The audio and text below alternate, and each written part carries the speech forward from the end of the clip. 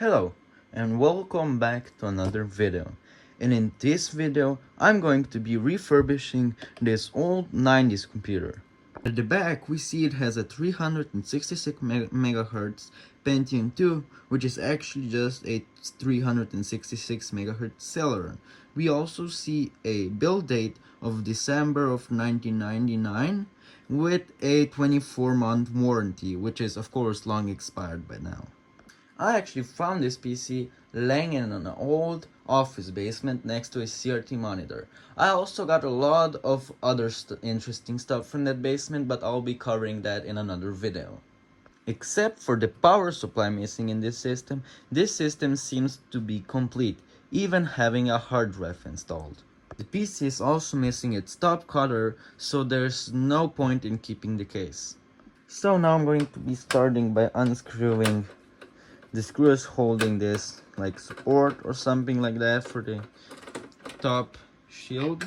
Okay, so now we can take a closer look at the components, which first we already know the CPU, which is the 366 megahertz Celeron, and now for the video card, which is an ATI Rage 2C AGP, which I believe is an 8 megabyte card, possibly less, possibly more, and I think this is less than it. So now following with our neck here, we have a neck is a Compex TXA 9882. So I actually don't own any of this, but it seems to be 10100 Ethernet. And now finally for our modem here, which is a 3Com AD1806JS. And now finally for our motherboard, which actually has both slot 1 and socket 370, this one using a socket 370 Celeron 366, which is an ECS P6 ZXT board. So I'm going to be also removing the RAM, which is 32 megabytes of SD 100 megahertz RAM. So now I can start removing all the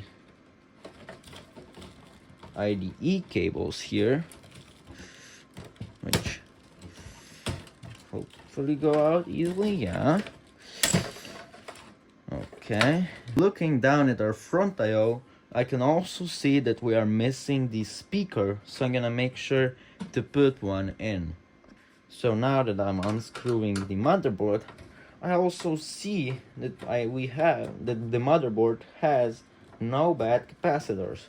Now I can't say anything about the ESR rating, but considering this is the start of the capacitor plague, this board looks fine. So the board has onboard audio featuring the CMI 8738 chipset. And for some reason both the mouse and keyboard PS2 ports are both purple. Not exactly done emptying the case. I'm very eager to see what hard drive that is. So taking out the floppy drive, it is a Samsung SFD-321B/EZ, and it appears to be from July of 1999, making this 27 years old. And now finally for the hard drive, which is a Samsung drive, and it holds a whopping 4.3 gigabytes, also dated July 1999. Now finally for the CD drive, which is a surprise, is actually a Samsung CD Master 40E. So the floppy, hard drive, and CD drive are all from Samsung. Of course, can't forget the I/O shield. So now that I've removed the motherboard from the system, I can take a look at the CPU here. So this is supposed to be a Celeron. It's a socket 370, but this board also supports socket one here, slot one here, so it's a pretty interesting board actually. Oh, hopefully didn't scratch anything there. And yeah, here's the thermal pad here. Remove the fan here. Looks good, looks clean actually. And now I'm gonna look if I scratch the board there. Nope, looks fine. So now we can remove the CPU. So yeah, this is a very old socket 370 Celeron here, and it actually has a warranty sticker, so I'm gonna have to remove that. So now that I've cleaned the CPU heatsink and the CPU, I'm also going to be cleaning the motherboard. And I'm pretty sure that CMOS battery is dead, so I'm going to also be replacing that. So before I go any further installing it into the case, I'm going to do a quick power on post test. So now I'm going to be installing the Celeron CPU like that. Going to also be applying some thermal grease.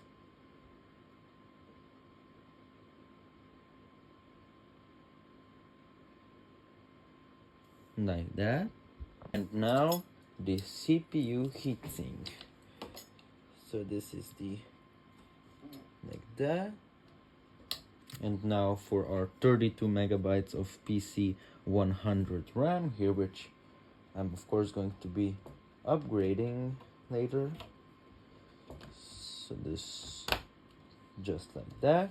And the video card.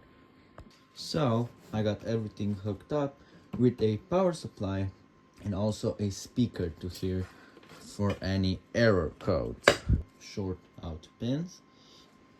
If I come down here, power out this still. Okay. And we are posting. Oh, so we are posting. Yeah, it's reporting our 366 megahertz Celeron CPU and our 32 megabytes of RAM. So now it's time to put everything into the case and see if that hard drive works. Let's check what is on that hard drive. Okay. So we're booting. The hard drive has spun up. So it's detecting drives. And the CPU speed somehow dropped down to 275 megahertz, which is weird. And it also doesn't seem to be detecting our hard drive. So yeah, that hard drive is not even showing up on a modern system. I connected it using an IDE controller. So I'm gonna assume that the drive is dead, sadly. Yeah, kind of a bummer, but considering it came out of an office, I got it for free. Of course, not everything is going to work. I'm actually surprised that it worked, since I assumed that everything that was dumped into that office basement would be broken, but I got a like two CRTs, an LCD, and a 286 actually. I haven't tested the 286 yet, but the monitors both work, and now the PC works, the LCD also works. So yeah, it's actually a pretty good haul. I didn't even make a dent in that office basement. There's still a lot of stuff probably hiding, since I found the 286 covered in like a paper. That was like a big mountain of paper. So I'm going to probably end the video here now that I know that everything works. The hard drive sadly is not working. I'm going to maybe put out a second video putting it in all into the case and using it to install Windows and such that. Yeah, see you in the next one.